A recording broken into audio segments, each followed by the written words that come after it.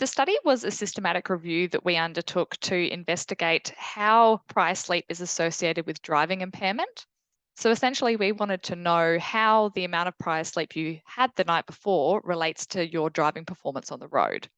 So we essentially looked at all the literature that's out there currently, whether that be lab studies or field studies, and essentially looked at, okay, well, what level of risk are we seeing in these studies based on the amount of prior sleep someone has had? In our study, we found that the degree of impairment we see based on prior sleep is actually, you can equate that with the degree of risk we see based on the amount of alcohol you've consumed. So we saw, based on these studies that we evaluated and did a meta-analysis of, that at a blood alcohol concentration of 0.05, that's about, when we think of risk, that's about the same level of risk as if you've had 5 or fewer hours of sleep the night before.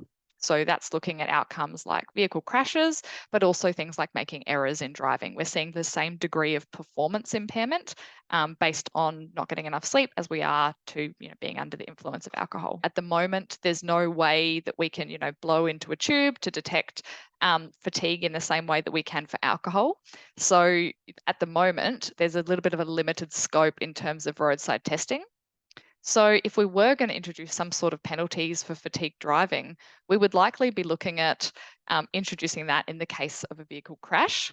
So for example, if you cause a crash and then it's found that you haven't had enough sleep according to, perhaps a new law that was developed, then perhaps you would be deemed to be impaired due to fatigue, and then perhaps you could be held legally responsible. To protect yourself from fatigue-related accident, the main thing is to make sure you're getting enough sleep before you drive.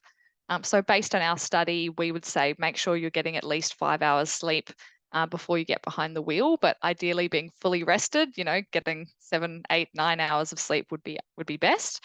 And just making sure that you're feeling good enough to drive. But if you're looking for a simple benchmark, if you've had less than 5, you probably shouldn't be driving. It's really important to get sufficient sleep to make sure that you can function effectively.